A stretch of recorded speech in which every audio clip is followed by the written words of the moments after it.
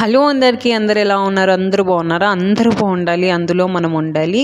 ఈరోజు మన వీడియో వచ్చేసి సిస్టమ్ స్లోనెస్ గురించి అండి. సిస్టమ్ యూజ్ చేసే ప్రతి ఒక్కరూ సిమిలర్గా ఫేస్ చేసే ఇష్యూ ఏంటంటే సిస్టమ్ స్లోనెస్. మా కంపెనీలో దాదాపు మేము రిసీవ్ చేసుకునే ఇన్సిడెంట్స్ అయితే 99% సిస్టమ్ స్లోనెస్ మీదనే ఇన్సిడెంట్స్ ఉంటాయి. ఎక్సెల్ స్లో కానీ లేదా అప్లికేషన్స్ లేట్గా 5 to 6 minutes తీసుకుంటున్నాయి ఓపెన్ కావడానికి అనే ఇష్యూనే రేస్ చేస్తారు ప్రతిసారి. సో దానికి ఫాలో అవ్వాల్సిన స్టెప్స్ ఇవ్వండి.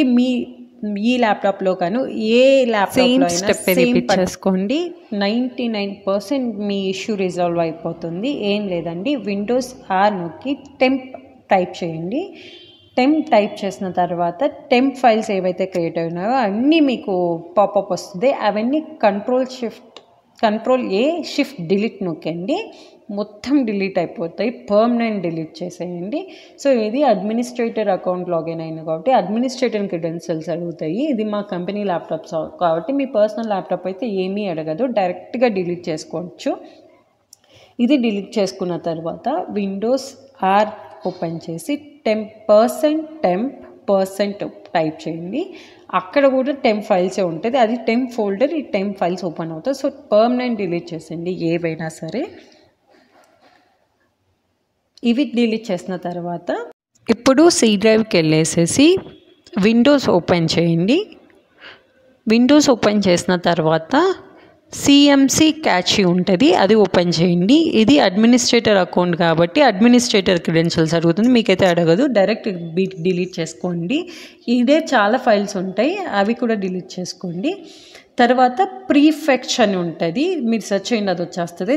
అది ఓపెన్ చేసిన తర్వాత చూడండి ఎన్ని టెంప్ ఫైల్స్, అవన్నీ టెంప్ ఫైల్స్ అన్నీ డిలీట్ చేసేయండి, ఏం పర్లేదు.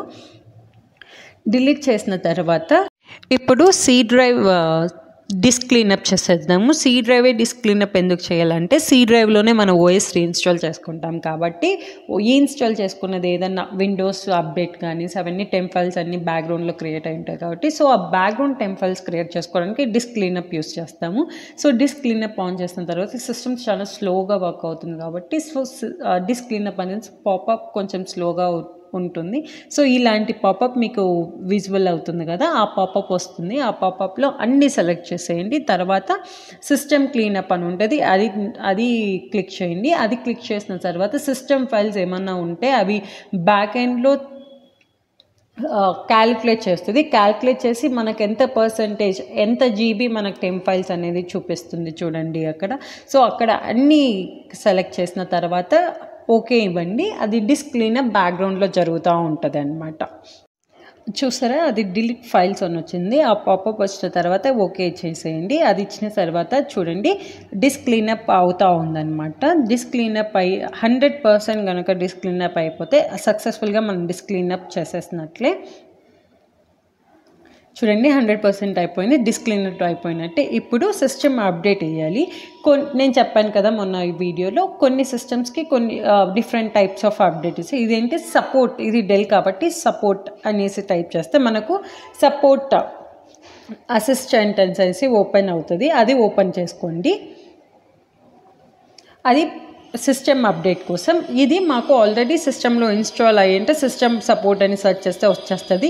లేకపోతే ఇది ఒకవేళ మీ సిస్టంలో ఇన్స్టాల్ కాలేదు అని పర్సనల్గా మీరు ఇన్స్టాల్ చేయాలి అనుకుంటే క్రోమ్కి వెళ్ళి క్రోమ్లో డెల్ సపోర్ట్ అని సెర్చ్ చేయండి. సెర్చ్ చేసిన తర్వాత ఫస్ట్ వచ్చిన లింక్ని ఓపెన్ చేయండి. లింక్ ఓపెన్ చేస్తే ఇలా విండో ఓపెన్ అవుతుంది.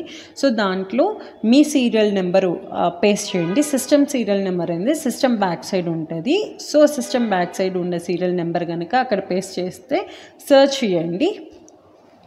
సెర్చ్ చేసిన తర్వాత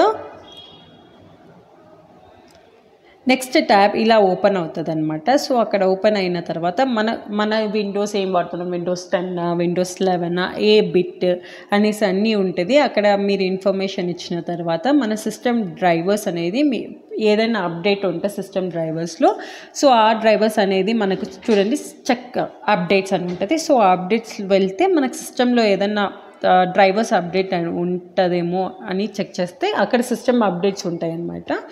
సో మనకు ఏది సిస్టమ్స్లోనే కాబట్టి బయాస్ అప్డేట్ ఇవ్వాలి మనం ఖచ్చితంగా. ఇంకా ఏదన్నా క్రిటికల్ అప్డేట్స్ ఏదన్నా ఉంటే అది కూడా డౌన్లోడ్ చేసుకోండి. మనం చెక్ ఫర్ అప్డేట్స్ ఇచ్చినాము.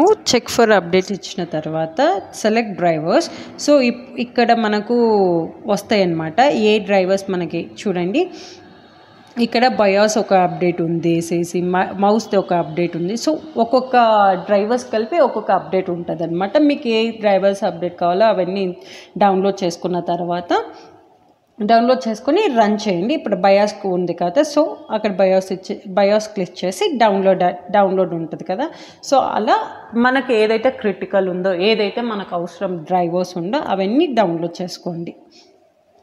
డౌన్లోడ్ చేసుకొని రన్ చేయండి. సో ఆ డ్రైవర్ ఆటోమేటిక్గా ఇన్స్టాల్ అయిపోతుంది.